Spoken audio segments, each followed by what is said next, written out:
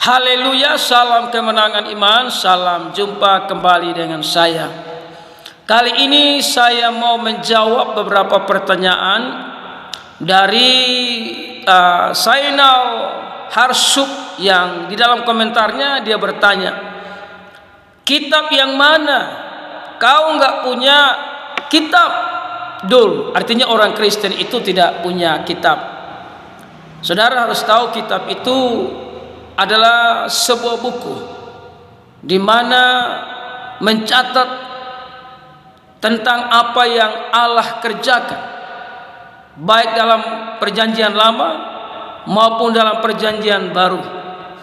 Dalam komentar ini dia bertanya, kau baca ini. Yang pertama, Daud ajarannya Yahudi, kitabnya Sabur.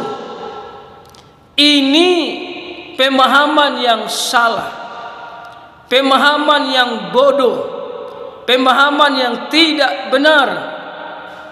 Daud itu ajarannya hukum Taurat, karena Daud berada di hukum Taurat. Menurut mereka Sabur, namun Alkitab menuliskan Mazmur. Mazmur artinya pujian kepada Tuhan. Jadi yang dia tulis di sini, Daud ajaran Yahudi, kitabnya Sabur, ini keliru, saudara. Karena Daud itu mengikuti ajaran hukum Taurat, saudara yang terkasih. Nah, yang kedua dia berkata, Musa ajarannya Yahudi, kitabnya Taurat. Inilah pemahaman juga yang bodoh, pemahaman yang memang tidak pernah diajarkan oleh ajaran agamanya yang dengan benar dan baik, sehingga dia sibuk menjelekkan Kristen, dia sibuk menghina Kristen, tapi dia sendiri tidak paham apa yang dia tulis. Kerjanya cuma menghina.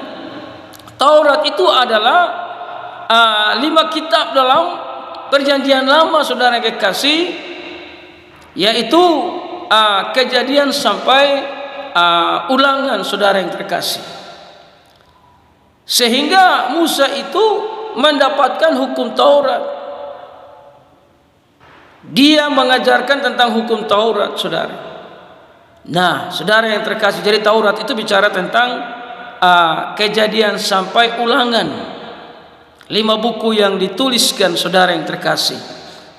Jadi bukan masalah ajaran Yahudi. Ya, Yahudi itu mengikuti ajaran hukum Taurat. Nah, saudara yang terkasih dalam Tuhan.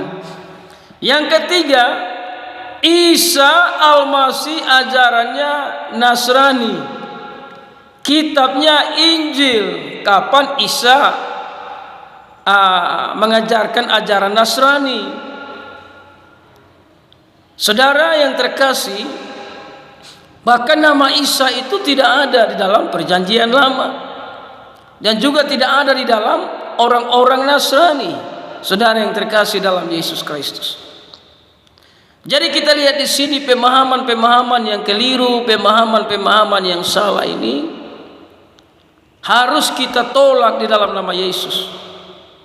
Karena ini pemahaman-pemahaman yang menyesatkan banyak orang. Nah, saudara yang terkasih, jadi dia bilang Isa Al-Masih ajarannya Nasrani, kitabnya Injil. Saudara, Injil itu artinya kabar baik. Injil itu bicara tentang Yesus anak Allah.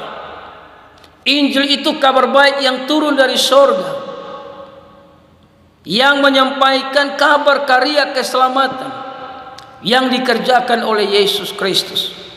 Sementara Isa, mereka tidak mengakui dia mati, wafat dan dibangkitkan, walaupun itu tertulis dalam kitab mereka.